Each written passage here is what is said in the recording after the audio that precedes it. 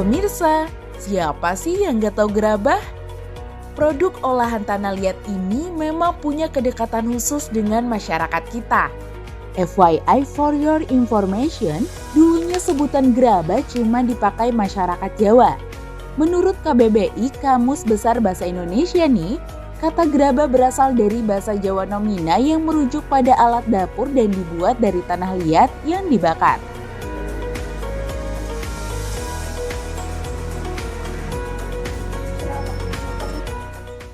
Gerabah sudah dipakai dari zaman dulu dan berhasil bertahan sampai sekarang. Gerabah adalah budaya universal yang ditemukan hampir di seluruh dunia dan berkembang sendiri di tiap daerahnya tanpa saling mempengaruhi.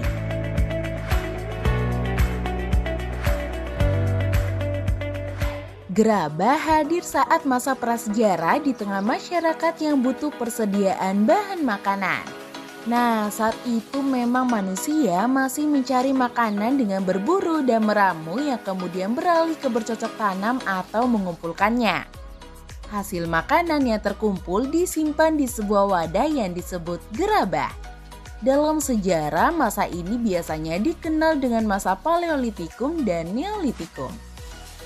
Pengertian gerabah sendiri itu adalah barang-barang yang terbuat dari tanah liat ya, yang biasanya digunakan untuk keperluan sehari-hari begitu.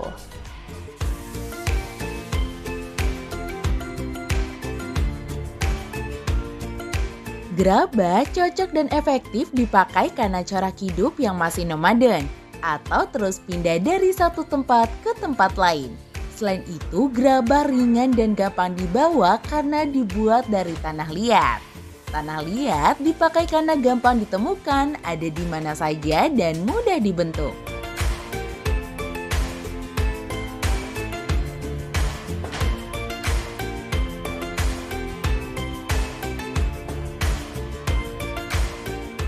Gerabah itu dibuat ada dua, yaitu gerabah non wadah dan gerabah yang digunakan untuk wadah.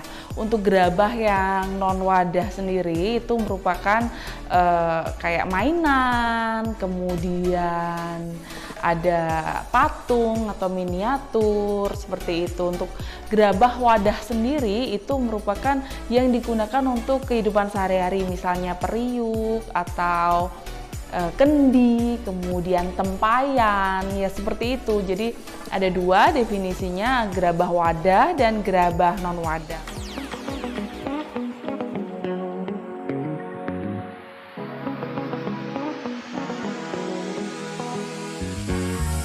Gerabah itu memiliki dibuat untuk kepentingan tersendiri. Untuk gerabah non wadah sendiri ya itu untuk bisa dipakai untuk mainan, kemudian untuk hiasan rumah tangga, dan itu pada zaman prasejarah dan itu terus berkembang hingga pada saat ini. Untuk gerabah wadah sendiri ya digunakan dibuat sesuai kebutuhan. Ada yang dipakai untuk tempat makanan, tempat minum seperti kendi, kemudian ada juga untuk alat sebagai alat upacara, tempat sesaji. Bahkan di zaman prahistori ketika di daerah Sulawesi sana itu dipakai sebagai kubur tempayan. Jadi dibuat tempayan besar yang kemudian mayatnya itu kemudian nanti ditekuk, kubur meringkuk gitu, digunakan sebagai peti atau kubur.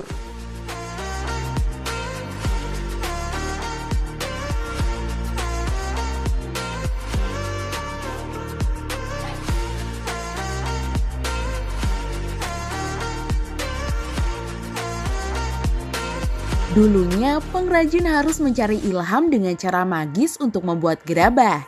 Kini diganti oleh desainer yang menekuni buku, resep, atau bahkan belajar langsung dari pengrajin yang lebih maju.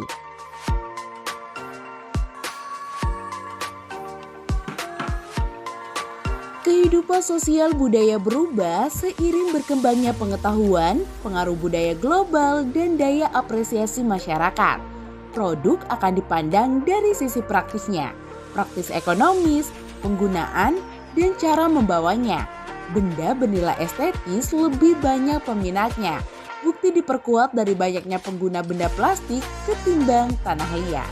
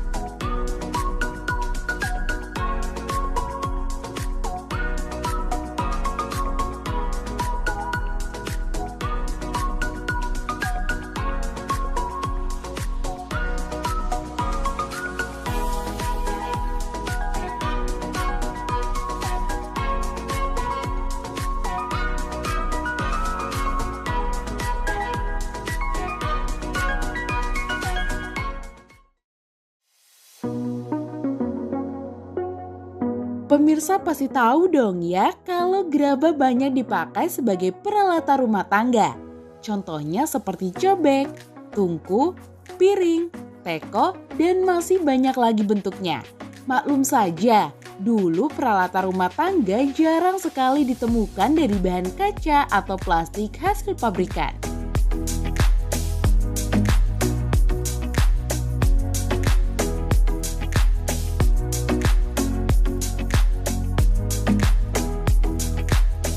Nah, sekarang gerabah kembali eksis dan dicari peminatnya loh. Gimana enggak, saat ini gerabah sudah disulap jadi barang dekoratif yang bervariasi dan gak ketinggalan tren pastinya. Selain jadi guci, vas bunga, patung, dan lainnya, gerabah termasuk benda hias yang bisa jadi pelengkap dekorasi ruangan. Pajangan gerabah ini banyak digunakan di kafe ataupun hotel. Keren banget kan?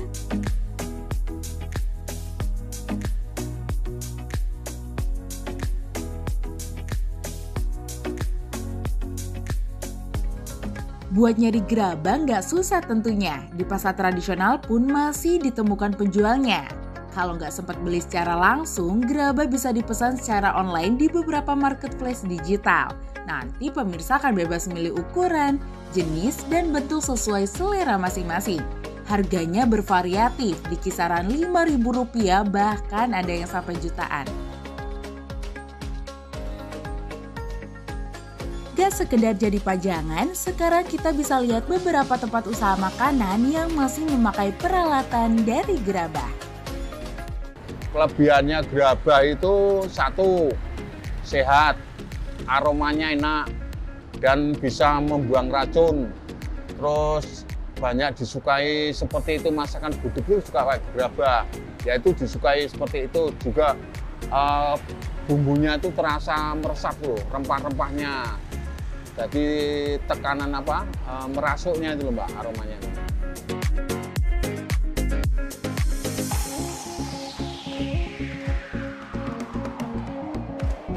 Kalau perbedaannya gerabah masak dengan aluminium itu perbedaan jauh Mbak. Kalau aluminium itu satu, tidak sehat. Kebanyakan pakai aluminium itu dimasak dulu, baru dibakar atau pakai arang. Kalau gerabah langsung kita open di dalam gerabahnya dan kita kasih tungku Mbak. Kalau nggak kayak tungku itu nanti lengket. Meskipun dibuat dari tanah liat, nyatanya makanan yang disajikan dengan alat masak atau alat makan dari gerabah terbilang aman. Mikroorganisme yang gak baik buat kesehatan akan mati saat proses pembakaran gerabah dengan suhu berkisar 500 hingga 800 derajat Celcius. Memasak dengan alat dari tanah liat memang terbilang cukup merepotkan, tetapi demi kesehatan gak ada salahnya kan mencoba.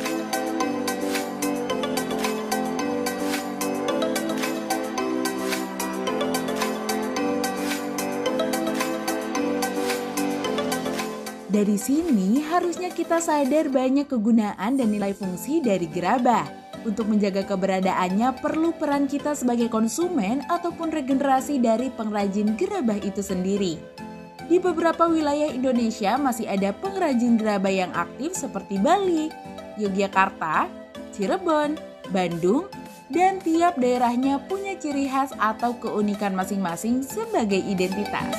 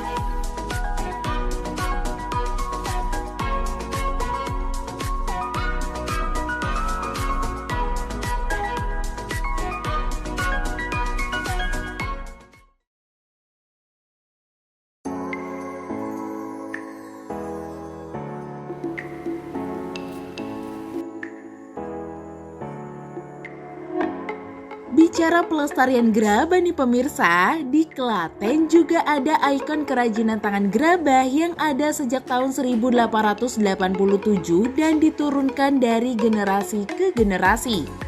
Sentra kerajinan tersebut berlokasi di Desa Melikan, Kecamatan Wedi, Kabupaten Klaten.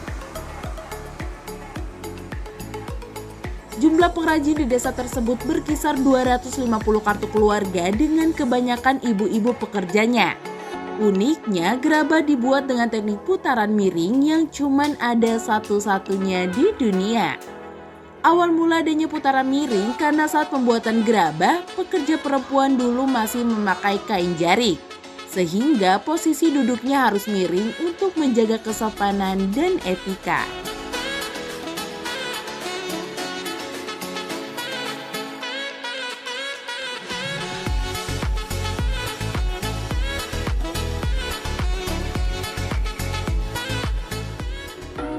Teknik putaran miring memang mempercepat pembuatan gerabah. Produk yang dihasilkan pun lebih banyak dengan waktu relatif singkat dan hasilnya lebih halus. Teknik putaran miring biasanya hanya dipakai untuk membuat gerabah ukuran kecil. Apabila gerabah dibuat dalam ukuran besar, khawatirnya saat proses pembuatan bisa jatuh karena efek gravitasi dan posisinya yang miring.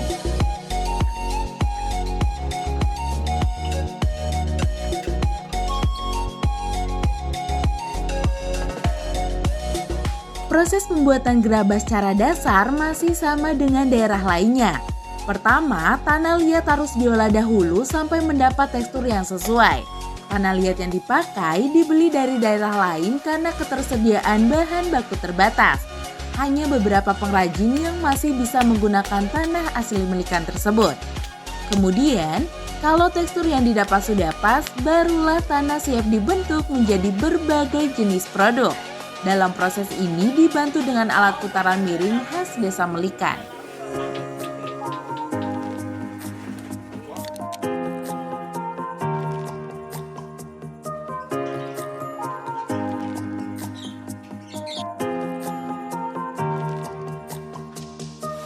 Selesai dibentuk, gerabah bisa diberi motif lalu diolesi pewarna merah dari tanah merah. Selanjutnya, proses penjemuran yang masih mengandalkan panas matahari secara langsung.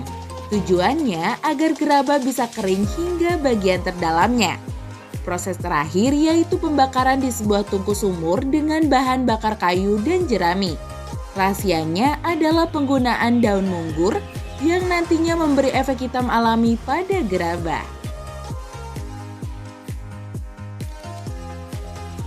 Gerabah yang sudah jadi kemudian siap dipasarkan. Biasanya para pengrajin menjualnya ke pengepul atau pemesan sebelumnya.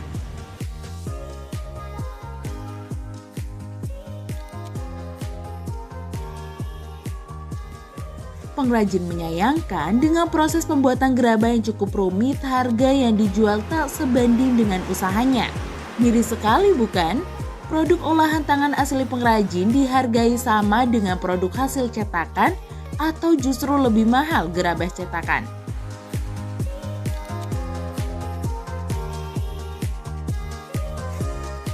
Di sisi lain, ada pengrajin yang berhasil mengembangkan usahanya bahkan sampai tembus pasaran luar negeri. Siapa dan apa sih rahasianya?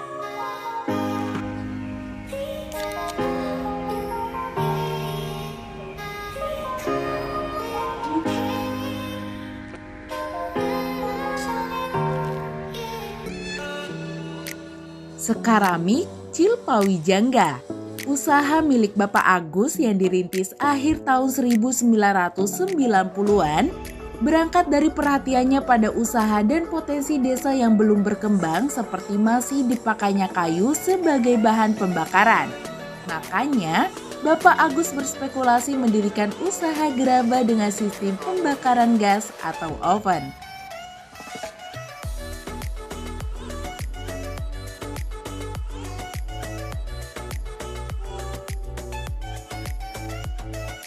Kalau pembakaran oven itu satu, bahan bakarnya pakai gas.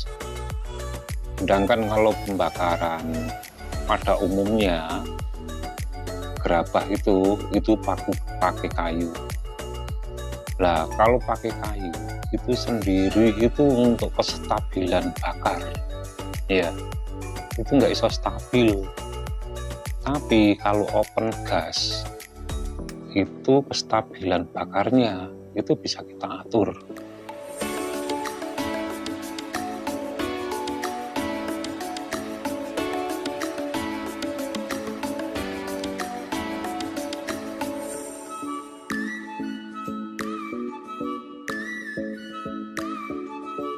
Kalau pembakaran kayu itu mesti hasil akhirnya itu agak redup dan suram. Karena apa? Efek dari kayu. Sedangkan kalau gas itu nggak ada efeknya. Karena apa? Materi yang kita pakai itu pakai gas, kan bersih, makanya hasilnya bisa terang. Jadi merahnya kan bisa merah terang. Dan satu lagi, bisa lebih nyari. Karena apa? Karena kestabilan bakar itu bisa bagus. Pada umumnya kita bakar suhu kalau di pakai kayu biasanya 700, 650 udah selesai. Tapi kalau pakai gas itu standarnya 800. Itu udah layak pakai. Tapi kelayakan pakai itu masih bisa ditingkatkan lagi.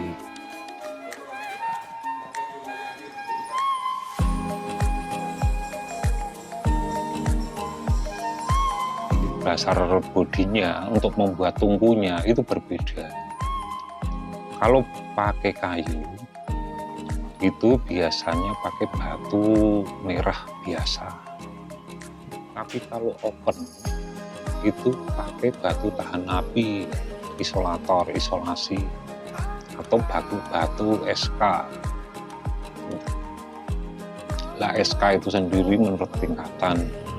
Jadi SK 32, 34, 35, 36 itu menurut kesesuaian yang ingin kita bakar itu apa.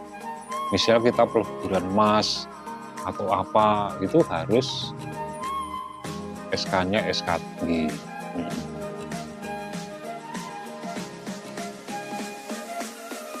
Keunikan lain dari usaha gerabah ini, pemakaian motif batik pada gerabahnya, inovasi alat pembakaran oven gas yang dinilai efektif, pengembangan produk menjadi keramik, desain motif yang variatif, menjadi bentuk pengembangan yang berhasil mengantarkan produknya di pasar internasional.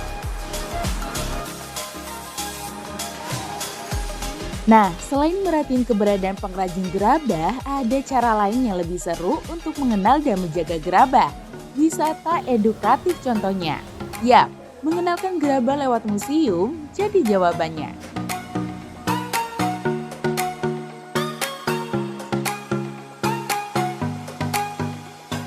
Berjalan sekitar 8 km dari pusat kota Yogyakarta, tepatnya di Kasongan, pemirsa bisa nemuin Museum Ku Gerabah Timbul Raharjo Kasongan. Yuk kita bahas sedikit tentang museum ini. Mulai dibangun sejak Oktober tahun 2022 lalu, museum ini disambut baik masyarakat. Di museum ini nih, pemirsa bakal lihat koleksi gerabah dari seorang seniman, Timbul Raharjo, yang punya ciri khas dekorasi teknik tempel dan karya seni yang juga timbul.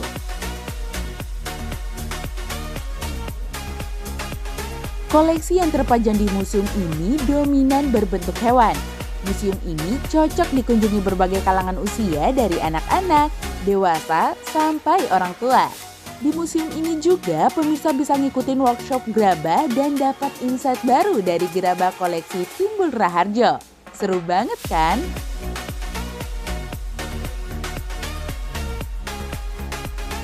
Peranan gerabah dalam kehidupan manusia dari prasejarah hingga kini membuktikan bagaimana eksistensi produk olahan tanah liat ini. Sehingga pembuatan gerabah sudah menjadi tradisi yang hidup sejak masa prasejarah, melalui masa sejarah, bahkan masa kini yang patut dilestarikan.